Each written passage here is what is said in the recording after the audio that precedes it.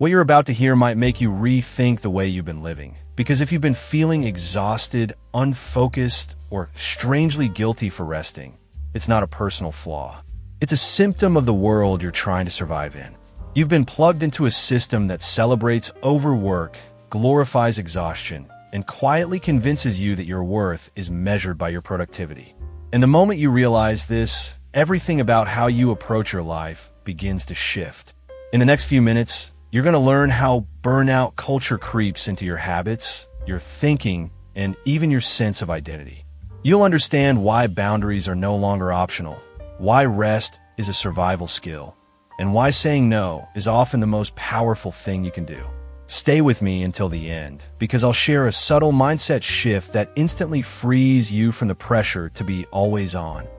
The first thing you need to understand is that burnout culture trains you to ignore your own limits. It whispers that stopping is weak, that slowing down is dangerous, and that other people are outpacing you while you take a breath. And the scary part is how quickly you begin to internalize these messages. You push through headaches. You skip meals. You treat exhaustion like a normal part of life.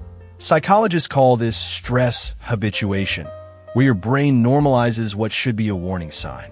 You start believing that if you aren't constantly productive, you're somehow falling behind. Then there's the idea that your value comes from being available every second of the day. You respond to messages instantly, check emails before you're even fully awake, and feel pressure to be reachable long after work hours. This is what researchers call the availability creep, and it tricks you into feeling responsible for everything all the time.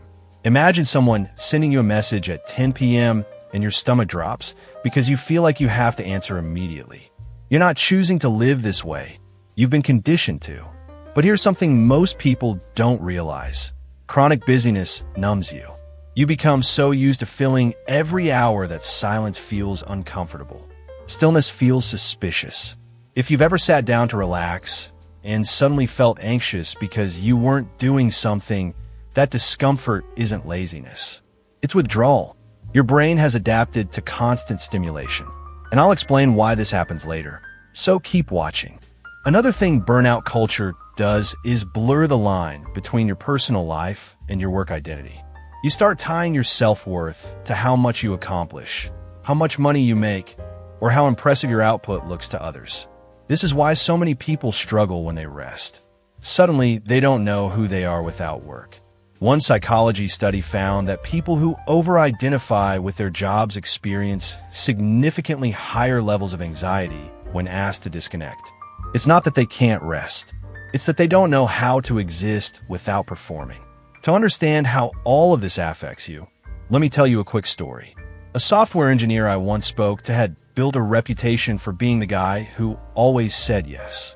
He worked late, answered every message, and never took vacations. His co-workers admired his dedication, but what they didn't see was the slow collapse happening behind the scenes. He told me that one day, he opened his laptop and physically couldn't type. His hands were shaking. His mind was blank.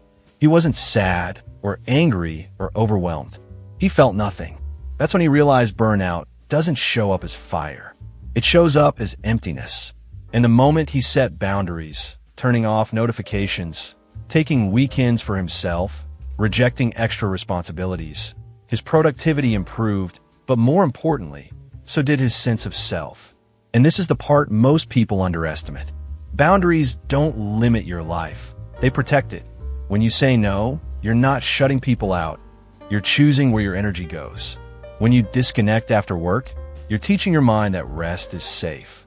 When you stop over-explaining or apologizing for needing space, you're reclaiming authority over your time. And remember that discomfort you feel when you try to rest? That's your nervous system recalibrating. It's a sign you're healing. Burnout culture may be loud, but your body is louder. The exhaustion you feel is data. The irritation, the numbness, the mental fog, they're signals telling you your life needs balance, not more effort. And once you begin honoring those signals, everything changes. You regain clarity. You feel more present. You start living instead of merely functioning. So if you're ready to break out of burnout culture and build a life with more peace, more energy, and more control, start with this. Choose one boundary today and commit to it. Maybe it's turning off notifications after 8 p.m. Maybe it's taking a real lunch break. Maybe it's saying no to one thing that drains you. Small steps build lasting change.